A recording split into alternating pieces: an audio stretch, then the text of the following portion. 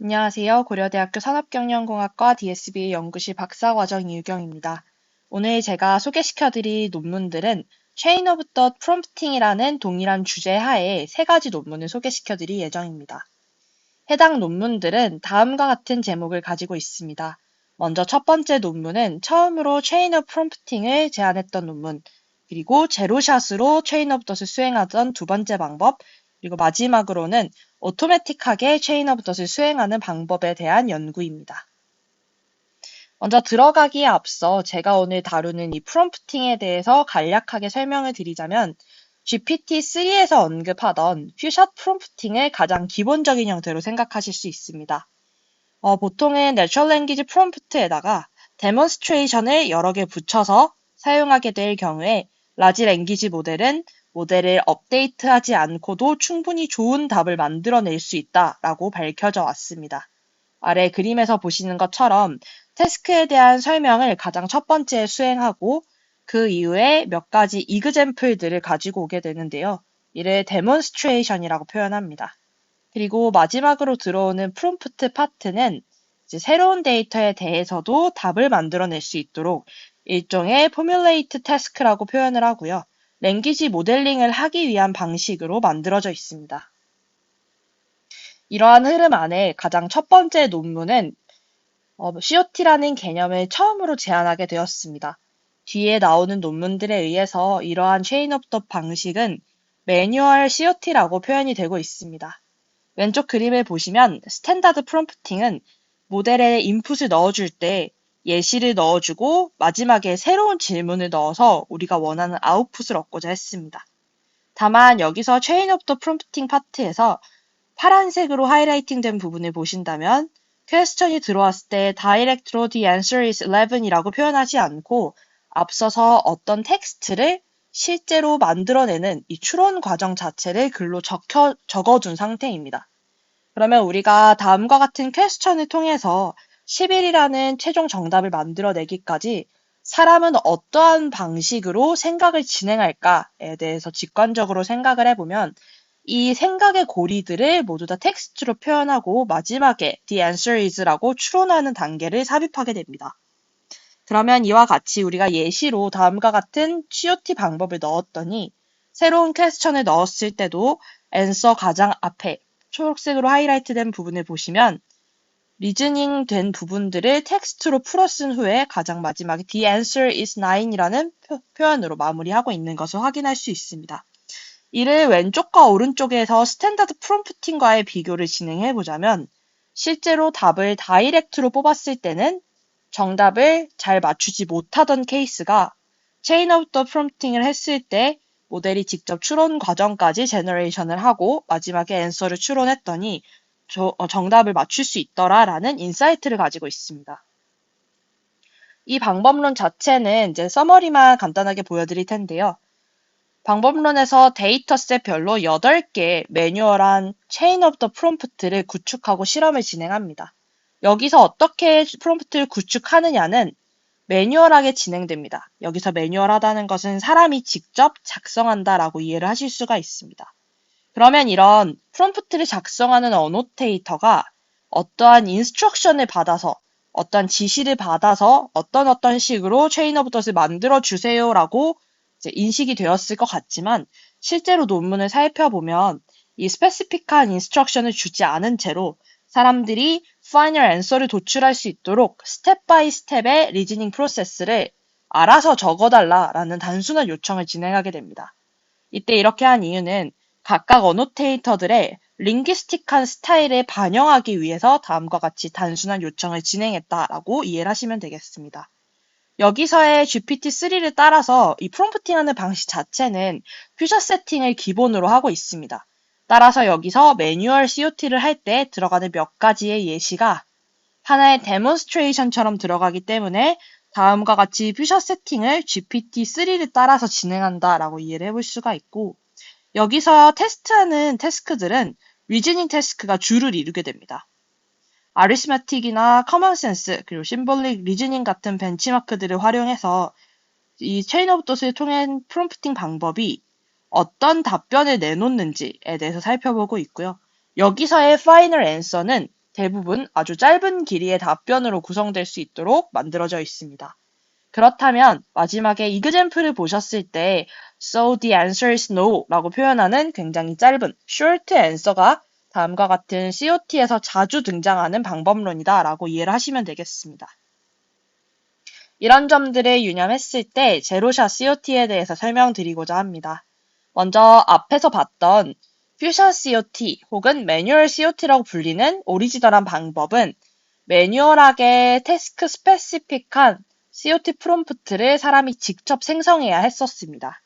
하지만 이는 싱글 프롬프트의 효과를 보였다라고 해당 논문에서 주장을 하고 있고요. 태스크에 상관없이 answer의 lasting step by step이라는 매직 센텐스를 추가해서 실제로 리즈닝 패스를 잘 생성하더라라는 굉장히 간결하면서도 충격적인 실험 결과를 제안을 했었습니다. 네 가지에 대해서 프롬프팅을 비교하면서 직관적으로 이해를 할 수가 있는데요. 저희가 가장 첫 번째 봤던 퓨샷 프롬프트, 그리고 그 다음에 퓨샷에 대한 COT를 진행하는 이 리즈닝 패스를 잘 적어서 앤서를 도출하는 것, 그리고 아무런 값도 넣지 않는 제로샷과 이 제로샷 COT를 적용한 경우에는 다음과 같이 매뉴얼하게 들어가는 이 로저 started with 5 verse라는 이런 리즈닝 패스들을 실제로 넣지 않고 제로샷으로 COT를 해야 되기 때문에 여기서는 별도의 이 패스들을 입력 넣어줄 수가 없습니다. 하지만 여기서 Let's think step by step이라는 센텐스를 넣었을 때 신기하게도 랭귀지 모델은 기존의 퓨처 COT가 진행하던 것처럼 이 리즈닝 패스를 어느 정도 작성하는 모습을 보여주었다라고 이해를 하시면 되겠습니다. 방법론을 자세히 살펴보면 파이프라인은 크게 두 가지로 구분되며 첫 번째는 리즈닝 익스트랙션, 두 번째는 앤서 익스트랙션의 순서로 진행됩니다. 퍼스트 프롬프트를 살펴보았을 때 Q랑 A라는 값을 LLM의 인풋으로 사용하게 되는데요. 먼저 Q는 저희가 원래 알고 있었던 제로샷에서 사용하던 이그젬플을 의미하고 이 퀘스천이 들어왔을 때 저희가 생성해야 되는 것은 정답인데 이 정답을 생성하는 과정에서 이그젬플을 사용하지 않기 때문에 A라는 값이 다이렉트로 먼저 추론이 되어야 합니다. 하지만 해당 방법론에서는 T라는 값을 트리거 센텐스라고 표현을 해서 lasting step by step이라는 센텐스를 퀘스천과 같이 넣어서 LLM이 리턴하도록 만들어냅니다. 여기서 LLM의 아웃풋을 보시면 실제로 저희가 매뉴얼 COT에서 했던 것처럼 차근차근 해당 과정들을 설명하는 것을 확인할 수 있습니다. 이렇게 만들어진 값을 두 번째 프롬프트 파트에서 넣어주게 되는데요. 이때 들어가는 값들을 살펴보시면 첫 번째 스텝에서 만들어졌던 generation output과 원래 넣었던 question 그리고 lasting step by step이라는 트리거 센텐스를 함께 넣습니다.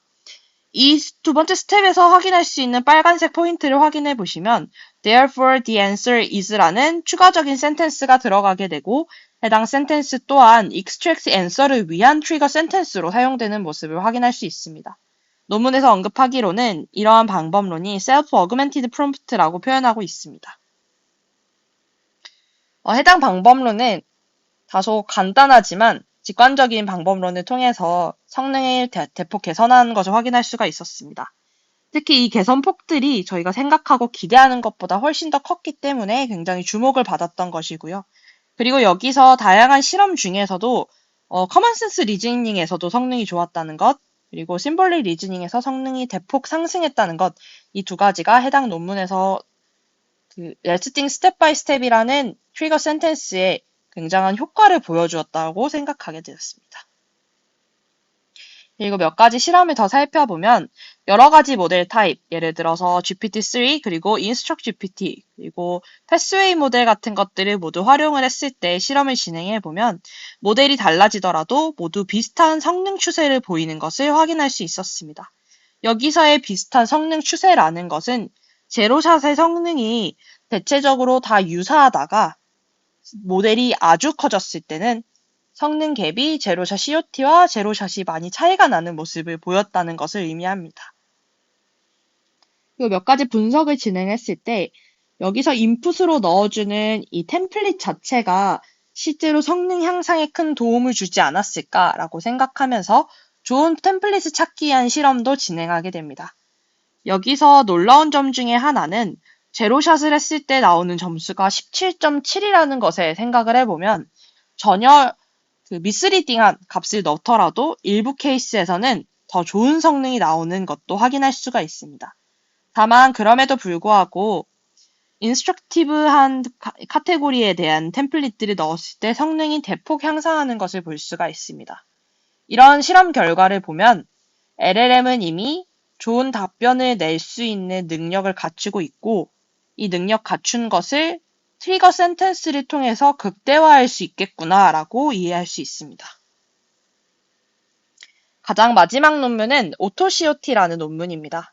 저희가 앞서서 살펴봤던 이 두 가지 방법론들을 잘 생각해보면 제로사 COT는 매뉴얼한 값들을 사용하지 않고도 충분히 좋은 성능을 낼 수 있었고 매뉴얼 COT는 반대로 사람이 직접 참여해야 한다는 한계점은 있지만 확실하게 성능이 보장되는 방법론이었습니다. 그럼 오토COT는 두 가지의 장점을 모두 다 보완할 수 있는 장단점을 모두 다 보완하면서 장점을 더 극대화시킬 수 있어야 될 텐데요. 간단하게 설명을 해보면 매뉴얼 COT는 성능이 보장되지만 non-trivial한 에퍼트가 필요하다. 그리고 제로샷 COT는 심플하지만 성능이 다소 아쉽습니다. 따라서 오토 COT의 목적은 성능도 보장되면서 COT 데몬스트레이션 생성을 자동으로 하는 방법론을 의미하게 됩니다. 오토 COT는 크게 두 가지 단계로 이루어져 있습니다. 왼쪽 위에서 살펴볼 수 있는 파란색 박스는 기존의 데이터셋에서 가지고 있는 지문을 몇 개 클러스터로 분할하는 파트입니다. 그리고 LLM을 통과해서 나오는 두 번째 박스, 빨간색으로 표현된 박스는 실제로 각 클러스터 내에서 대표 질문을 선택하고 몇 가지 휴리스틱들을 사용을 해서 제로샷 COT를 사용해서 이 리즈닝을 진행하는 파트를 의미합니다. 이 두 가지 파트 중에서 눈에 띄는 것은 기존의 방법과 다르게 클러스터링이라는 방법론을 사용하고 있는 것입니다. 이 클러스터링을 사용한 이유에 대해서 살펴보도록 하겠습니다. 먼저 클러스터링이라는 것이 필요한 이유를 찾기 위해서 크게 매뉴얼 COT가 8개의 예시를 프롬프트로 활용한다는 지식 아래 Retrieval Q COT와 Random Q COT라는 두 가지 방법론을 실험하게 됩니다. 첫 번째 것은 특정한 지문을 기반으로 유사한 8개의 지문을 서치하는 시밀러리티 기반의 방법론이고 두 번째는 랜덤하게 특정 지문을 기반으로 랜덤 질문을 설치하는 다이버시티 측면의 COT 이 두 가지로 실험이 진행됩니다. 이때 실험 결과를 살펴보시면 두 가지 이 GSM8K 그리고 아쿠아 데이터셋에서 확인해 보면 실제로 성능 자체가 랜덤 Q COT와 Retrieval Q COT에서 조금 더 개선되는 것을 볼 수가 있습니다. 그리고 이때 리즈닝 체인 어노테이션이 두 가지 데이터셋에서 존재하기 때문에 이 경우에만 성능이 좀 상승을 했었고요. 특히 더 Retrieval Q COT가 우세한 것을 확인할 수 있습니다. 그 다음에 여기서 볼 수 있는 가장 첫 번째 컬럼에 있는 데이터셋들은 오히려 매뉴얼 COT보다 성능이 낮은 것을 확인을 할 수가 있습니다.